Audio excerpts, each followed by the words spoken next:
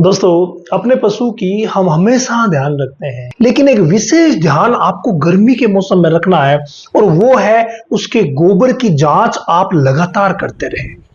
जब भी आप सुबह विजिट करें, शाम को विजिट करें, जब भी आप उसे गोबर करते हुए देखते हैं ना, तो उस समय कुछ चीजें आपको बहुत ज्यादा ध्यान में रखने की है। पहली और महत्वपूर्ण चीज है कि वो गोबर करते समय कहीं जोर तो नहीं लगा रही। अगर गोबर करते समय कोई भी गाय भैंस अगर जोर लगा रही है, इसका मतलब उसके डाइजेस्टिव सिस्टम में कहीं ना कहीं प्रॉब्लम है। उसे आप सॉल्व कीजिए। सॉल्व कैसे करेंगे, मैं आज कंप्लीट तरीके आपको बताने वाला हूं। लेकिन पहले आपको ऑब्जर्व करना आना चाहिए कि जोर कर रही है, इसका मतलब कहीं ना कहीं कोई प्रॉब्लम है। नंबर 2, क्या जो गोबर कर रही है वो कड़ा तो नहीं आ रहा है? भाई, गोबर की जो नॉर्मल फॉर्म होती है, सेमी सॉलिड फॉर्म, उसी फॉर्म में गोबर आना चाहिए। अगर कहीं कड़ा गोबर आ रहा है, यानी कि गोबर टाइट हो गया है, तो उसको भी आपको ऑब्जर्व करना पड़ेगा। ये दोनों वो बातें हैं जो गर्मी के मौसम में आपकी गाय भैंस का दूध सुखा सकती है। सब कुछ सही चल रहा है और अगर वो गोबर करते समय जोर कर रही है या गोबर कड़ा आ रहा है, तो बड़ी ही भारी मुसीबत की तरफ वो इंडिकेशन दे रही है। उसको आपको समझना पड़ेगा। सबसे बड़ा जो इंडिकेशन है वो है दोस्तों डिहाइड्रेशन का, यानी कि उसके शरीर में, खून में पानी की कमी हुई है। और पानी की कमी गर्मी के मौसम में बड़ा ही ज्यादा प्रभावित करती है। हम पानी की पूर्ति रखते हैं, बराबर पानी पिलाते हैं, लेकिन हमें प्रति पशु को ऑब्जर्व करना पड़ेगा कि इसने पानी प्रॉपर पिया या नहीं पिया। जितना पी सके, ज्यादा से ज्यादा पानी आपको गर्मी के मौसम में पिलाना है। इसके लिए क्या करना है, देखो मैं आपको कुछ तरीके बताऊंगा, वो तरीके आपको इस्तेमाल करने ही है। लेकिन एक विशेष बात ध्यान रखिए, जिस तरीके से हम गर्मी में हल्का ठंडा पानी पीना पसंद करते हैं, उसी तरीके से गाय भैंसों को भी आपको हल्का ठंडा पानी यानी पीने योग्य फ्रेश पानी उपलब्ध करवाना है। लेकिन एक विशेष बात है जो भी आपको करनी पड़ेगी। इसमें क्या है, देखिए, इस बात में आपको लेना है गुड़ और नमक। अब आप कहेंगे सर गुड़ तो गर्म होता है। बिल्कुल, गुड़ गर्म तासीर की चीज है, लेकिन गर्मियों में भी अगर सीमित मात्रा में दिया जाए, मेनली हमें दूध किनका बढ़ाना है, दूध बढ़ाना है ताजा ब्याई हुई जो गाय भैंस है उनका, तो वहां आप गुड़ का इस्तेमाल कर सकते हैं। अगर ज्ञापिन है तो वहां आप गुड़ की जगह शक्कर यानी कि चीनी का इस्तेमाल कर सकते हैं। बाकी आप सभी को गुड़ दे सकते हैं, ठीक है।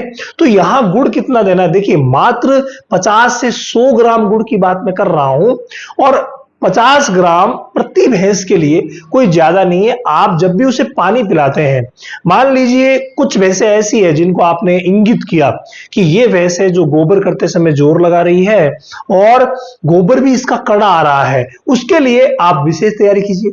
अगर सभी के लिए कर सकें दी बेस्ट, लेकिन उसके लिए तो आपको विशेष तैयारी करनी ही पड़ेगी और वहां 50 से 100 ग्राम आपको गुड़ लेना है और अगर ज्ञापिन है तो यहां 50 से 100 ग्राम चीनी ले लेनी है और साथ में 25 से 50 ग्राम नमक। ये बहुत ज्यादा जरूरी चीज है। अब आप कहेंगे सर 50 ग्राम नमक ज्यादा भी हो सकता है, तो आप मात्रा को थोड़ा कम कर दीजिए और धीरे धीरे करके अगर आप ये लगातार देंगे 25 से 50 ग्राम नमक पर डे, तो जो ये समस्या हुई है ना, जोर लगाना, कड़ा गोबर आना, ये बिल्कुल ठीक हो जाएगी। तो आप इन दोनों का इस्तेमाल पानी के साथ करवाइए, यानी ऐसा पानी तैयार कीजिए, क्योंकि ऐसे तो वो पानी मान लीजिए कम पी रही है, तो गुड़ और नमक की मदद से वो इजीली पानी पी लेगी। 50 ग्राम गुड़ के साथ 25 ग्राम नमक और 100 ग्राम गुड़ के साथ 50 ग्राम नमक आप देकर के पानी पिला सकते हैं और इस समस्या से निजात पा सकते हैं। अब एक महत्वपूर्ण बात, जो भी आप खाना दे रहे हैं उसमें भी कुछ विशेष बातें हैं जो आपको ध्यान में रखनी है। मैं हमेशा आपको कहता हूं कि भाई गर्म तासीर की चीजें आप गर्मी में ना दें, तो आप ठंडी तासीर की चीजें दें। ठंडी तासीर की चीजें मैंने पिछले वीडियो में आपको बताई थी कि आप क्या क्या दे सकते हैं, लेकिन वो वीडियो भाई आप डिस्क्रिप्शन में डाल देना ताकि सभी देख सके। लेकिन एक विशेष बात है और वो बात यह है कि जो हम दाना मिश्रण दे रहे हैं उसमें हमें विशेष बदलाव करना है और दाना मिश्रण में जो बदलाव होगा, अगर आप पहले से मक्का और जो दे रहे हैं कोई दिक्कत नहीं है, आपको कोई बदलाव नहीं करना है। आप सभी को पता है कि 30 से 40% हम अनाज देते हैं और उस अनाज में आपको मक्का रखना है और जो रखना है, चाहे दोनों को आधा आधा रख लें, 20% ये 20% ये, कोई दिक्कत नहीं है। चाहे आप थोड़ा सा इधर उधर उपलब्धता के हिसाब से कर सकते हैं, ये विशेष ध्यान रखिए। इसके अलावा जो नॉर्मल प्रोटोकॉल है उसको कभी भी भूलना नहीं है। अगर आपकी गाय भैंस की डिवॉर्मिंग हुए 3 महीने हो गए हैं तो भाई डिवॉर्मिंग करवाइए। अगर 2-2.5 महीने ही हो गए हैं ना तो भी डिवॉर्मिंग यानी पेट के कीड़े मारने की दवा दे दीजिए। और उसके बाद आप उसे लिवर टॉनिक दे सकते हैं, मिनरल मिक्सचर में मिल्कोफिट प्लेटिनम दे सकते हैं। इस तरीके से ये सारी चीजें जब आप समावेश करेंगे ना तो गर्मी में ये कड़ा गोबर आपकी गाय भैंस को होगा ही नहीं। और अगर आपकी पार की नजर है, आपने तुरंत ही पहचान लिया तो भाई तुरंत ही इसे ठीक कर लेंगे। तुरंत डिवॉर्मिंग लिवर टॉनिक किया और मैंने जो तरीके बताए हैं इन तरीकों का इस्तेमाल कीजिए, यह समस्या समाप्त हो जाएगी और दूध सूखने की बजाय बढ़ेगा। दोस्तों, पशुपालन में, डेयरी में सफलता पाने के लिए हम हमेशा ही आप लोगों को गाइड करते रहते हैं, लेकिन अब तरीका कुछ बदल गया है और इस गाइडेंस में हमने कंप्लीट साइंटिफिक बेस्ड नॉलेज जोड़ दिया है जो हर एक डेयरी फार्मर को जानना चाहिए और अपनी डेयरी को सफलता के शिखर पर ले जाना चाहिए। इसी के लिए डेयरी फार्मिंग की ट्रेनिंग हर महीने की 5 तारीख से होती है।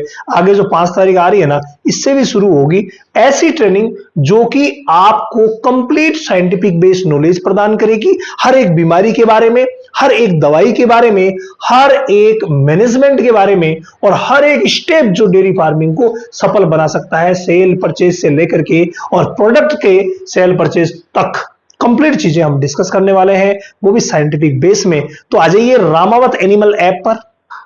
ये ऐप बिल्कुल फ्री है, आप डाउनलोड कर सकते हैं प्ले स्टोर से। 1234 इसमें ओटीपी है और आप इस ऐप पर जाकर के जो डेयरी फार्मिंग सेशन है वहां मात्र डाटा खर्च दे करके और ये सेशन ज्वाइन कर सकते हैं। तो मैं हर महीने की 5 तारीख से जो नया सेशन शुरू होता है उसमें आता हूं और रोज आपके साथ 1 से 1.5 घंटा बिताऊंगा ताकि हर एक नॉलेज आपको दिया जा सके।